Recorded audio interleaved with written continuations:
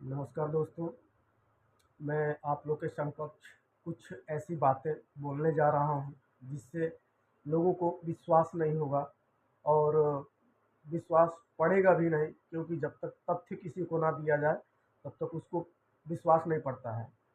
तो जो ये सोशल मीडिया पे जो ये आप लोग देख रहे हैं उल्टी सीधी हरकतें नेताओं की, ये गलत नहीं है। मैं काफ़ी शहर घूमा हूँ इस समय और मैं कुछ एक्स्ट्रा बोलना नहीं चाहता हूँ। इसके लिए मैं बोलूँगा बाद में, ये मेरा फ्यूचर प्लानिंग है।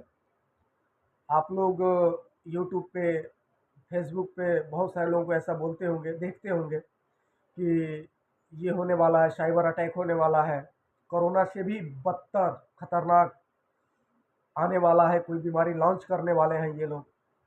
तो ये गलत नहीं है।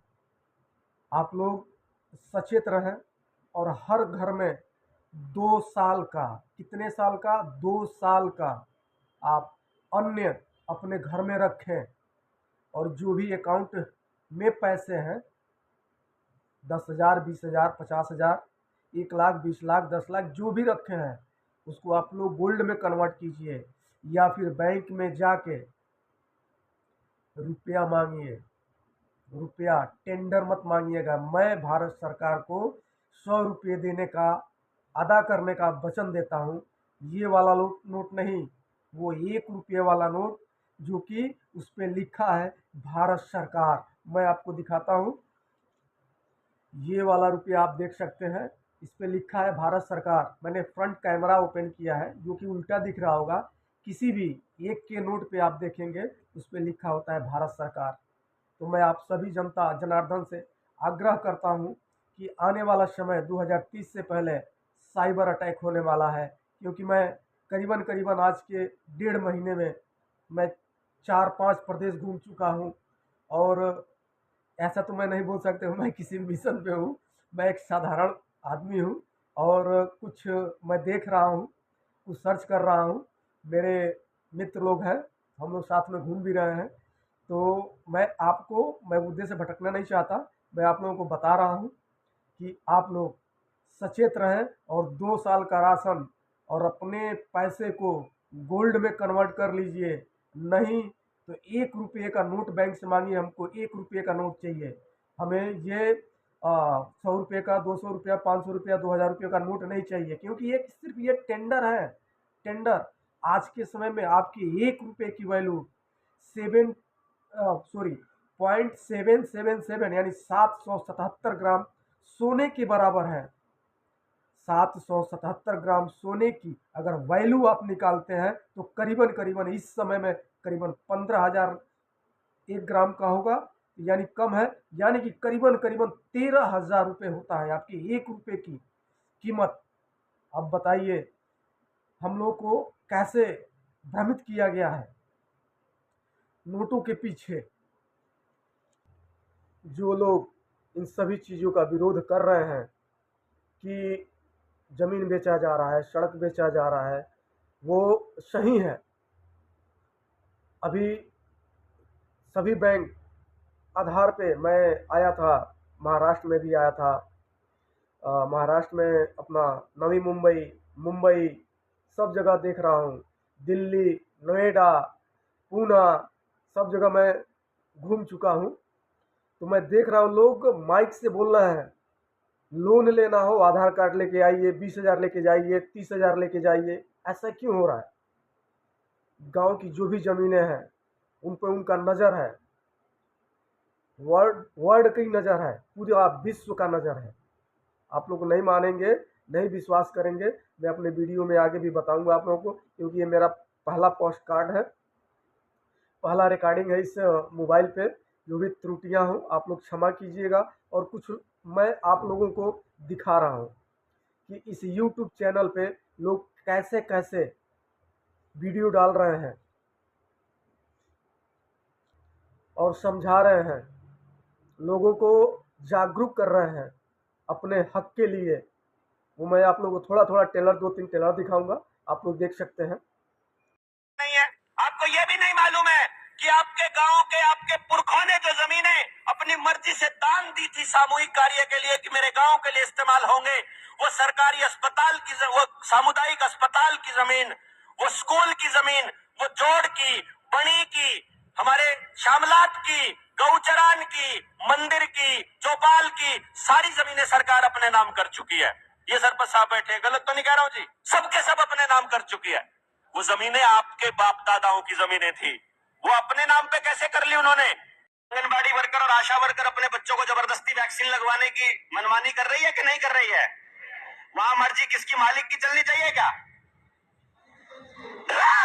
माँ बाप की चलनी चाहिए क्या? आंगनबाड़ी की माँ बाप की। और अगर कुदरती प्रसव हो जाए तो एफआईआर हो रही है दाई के ऊपर। बच्चों को, गर्भवती महिलाओं को लगने वाली वैक्सीन के ऊपर मनमानी हो रही है। स्कूलों के अंदर, अस्पतालों में इलाज करवाने चले जाओ, स्कूल में दाखिला करवाने चले जाओ, कोई और काम करो, आधार आईडी देनी पड़ेगी, अपार आईडी बनवानी पड़ेगी, डेट ऑफ बर्थ सर्टिफिकेट बनवाना पड़ेगा।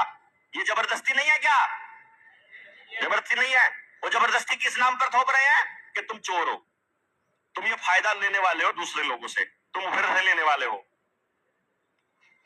सोच कर देखिए, आपका एमएलए, आपका एमपी आपने नहीं चुना हुआ, वो एक पॉलिटिकल पार्टी जो किसी ना किसी बिजनेसमैन की रखेल है, उस पार्टी का एक नुमाइंदा, वो अपना नुमाइंदा चुनकर भेजते हैं। आपके गांव में चॉइस है कि ये 10 चोर आपके सामने खड़े हैं, इन 10 में से कोई एक चुन लो। वो लोग बैठ करके तय करते हैं कि आपके लिए क्या कानून बनेगा। मेरे लिए कानून बन रहा है, वो कह रहे हैं आईपीसी को बदलकर बीएनएस कर रहे हैं, भारतीय न्याय संहिता कर रहे हैं, क्योंकि अंग्रेजों का बनाया कानून था। अंग्रेजों का बनाया कानून था, भारत के संविधान में स्वीकार कर लिया।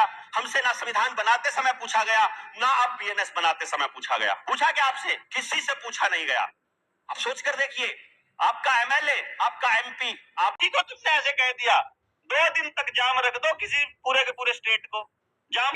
ये यात्रा इस तरीके से चलानी है कि पता भी ना चले, हंसते खेलते क्रांति, हंसते खेलते। ये आंदोलित रहने का समय, किसी से लड़ना नहीं, किसी से झगड़ना नहीं, हम नहीं करते भाई, बात खत्म। एक बार इतनी संख्या होने के बाद एक ही ऐलान तो होना है। अरे हमारे साथी को तुमने ऐसे कह दिया 2 दिन तक जाम रख दो किसी पूरे के पूरे स्टेट को। जाम कहाँ रखना है? कहीं सड़क पे नहीं जाना, कहीं कुछ नहीं, बस मास्टर जी को फोन कर, मास्टर जी स्कूल नहीं खुलेगा, बात खत्म। मास्टर जी फोन पे ही ब्याह जाएंगे, मास्टर तो सबका डरपोक कौम है। प्रोफेसर साहब को भी पता है, मेरे साथ एक मास्टर जी ने लड़ाई करी थी, मुझे तब याद है। ऐसे बहुत सारे वीडियो हो जो कि मैं फेसबुक पे, यूट्यूब से उठा के मैं शेयर करता हूँ पब्लिक को, जनता को जागरूक होने के लिए। तो आप लोगों को अभी मान लीजिए ये जो प्रेमानंद है, ये इतना हाईलाइट क्यों है? इसके पहले कहाँ थी ये? कहीं पता था इनका? नहीं पता था। पर ये जानता है, ये जो साजिश करने वाले लोग हैं, किस तरह किसको हम प्रमोट करेंगे तो बिजनेस चलेगा। अब प्रेमानंद जी का क्या है?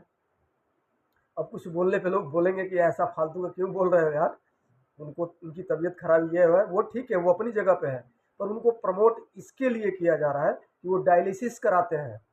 यानी ये आपके दिमाग में, ये जहन में डाला जा रहा है कि आप डायलिसिस कराएंगे तो आप बचे रहेंगे, आप बच जाएंगे। किसको? प्रेमानंद जी को। प्रेमानंद जी करा रहे हैं तो उनके द्वारा शो किया जा रहा है कि डायलिसिस कराने से लोग बच जाते हैं, कुछ नहीं होता है। प्रभु की जब तक इच्छा रहेगी तब तक लोग रहेंगे, और नहीं तो अलविदा, जय श्री राम हो जाता है। मैं एक वीडियो है उस पर भी मैं दिखाता हूँ, आप लोग देख सकते हैं। मेरे पड़वाओगे सिर्फ उन्हें पता है। अब प्रेमानंद को क्यों हाईलाइट किया गया? अभी मैं प्रेमानंद को हाईलाइट किया गया है डायलिसिस का प्रचार करने के लिए कि वो किडनी का पेशेंट है और डायलिसिस होना चाहिए, डायलिसिस से आदमी बच जाता है, इसका डायलिसिस चल रहा है। सिर्फ डायलिसिस का प्रचार करने के लिए प्राइवेट अस्पतालों की मौज के लिए प्रेमानंद को हाईलाइट किया गया। आप लोग को नहीं पता है, मुझे भी नहीं पता है, पर मैंने भी नॉलेज लेना स्टार्ट किया, पढ़ना स्टार्ट किया। अभी ये जितना भी पूरे विश्व में जितनी भी कंपनियां हैं, रॉस फेडरर का 20% शेयर है उसमें।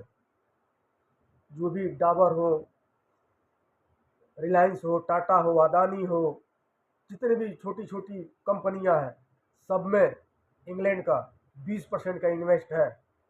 अब बताओ, अगर 1000 कंपनियों में 20,000 का अगर 20% का ही अगर इन्वेस्ट हो तो कितना पैसा जा रहा है वहाँ पे। मैं और कुछ वीडियो दिखाऊंगा, पर थोड़ा सा लंबा वीडियो हो रहा है, तो आप लोग बने रहिएगा, मुझे प्यार दीजिएगा और इसी प्रकार की सारी जानकारियाँ मैं देता रहूँगा। और मैं आप लोगों से ये ज़रूर निवेदन करूँगा कि आप लोग साइबर अटैक होने से पहले आप अपना बैंक अकाउंट, जो भी रुपया है, जो आपकी मेहनत का रुपया उसमें पड़ा हुआ है, वो डाटा है, जो आप लोग फ़ोन पे से गूगल पे से करते हैं वो डाटा है, रुपया नहीं है। तो मैं आप लोगों को सचेत कर रहा हूँ कि जितने भी आपके अकाउंट में पैसे हैं जाके बैंक में उनसे रुपया मांगिए, ना कि रिजर्व बैंक का टिकट मांगिएगा। टिकट का समझते हैं, 100 रुपया, 200 रुपया, 500 रुपया, 1000 रुपया, 2000 रुपया, ये टिकट है, ये टेंडर है, लीगल टेंडर है। इसके द्वारा आप कुछ खरीद सकते हैं, ये रुपया नहीं है। और जो आपकी मेहनत होती है ना, आपकी मेहनत का जो पैसा अकाउंट में जाता है वो रुपया होता है। आज के डेट में 1 रुपये की कीमत 777 ग्राम सोने का वैल्यू है। 1 रुपये की कीमत। अब समझ जाइए कि अगर आपके अकाउंट में अगर 10,000 रुपया है तो उसकी कीमत क्या है, 1 लाख रुपया है तो उसकी कीमत क्या है। बहुत सारा चीज़ें हम लोग से जनता से छुपाई गई हैं और धर्म के नाम पे अपनी अपनी दुकानें लोग चला रहे हैं, नेता लोग। तो प्लीज़ मैं आप लोगों को बोलूँगा, आप ना बटे ना हटे, बस डटे रहिए और सपोर्ट करते रहिए। इसी प्रकार का बहुत सारी वीडियो मैं अपने चैनल पे डालने वाला हूँ और प्यार भरा थोड़ा सा लाइक और शेयर करते रहिएगा। नमस्कार, जय हिंद, जय भारत।